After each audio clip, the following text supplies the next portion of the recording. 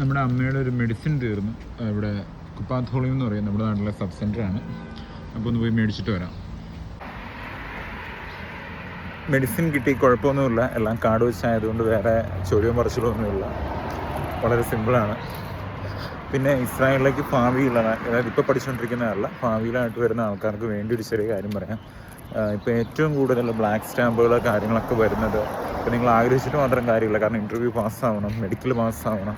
നമ്മളെ കൊണ്ടുവരുമെന്ന് പറഞ്ഞ ആൾക്കാർ പറഞ്ഞത് ശരിയാണ്, 1 മാസം 2 മാസമൊക്കെ മതി.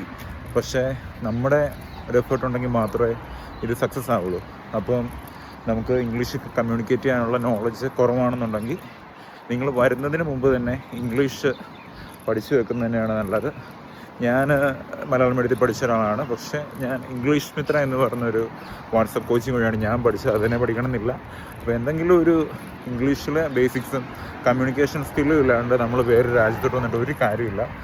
നമ്മുടെ ഇംഗ്ലീഷ് ഒരു ഗ്ലോബൽ ലാംഗ്വേജാണ്. അത് ബ്രിട്ടീഷുകാർ നമുക്ക് തന്നിട്ട് പോയി. ഇനിയിപ്പോൾ എല്ലാ സ്ഥലത്തും ഉണ്ട്, അത് ഉപയോഗിക്കാമെന്നുള്ളതേ ഉള്ളൂ.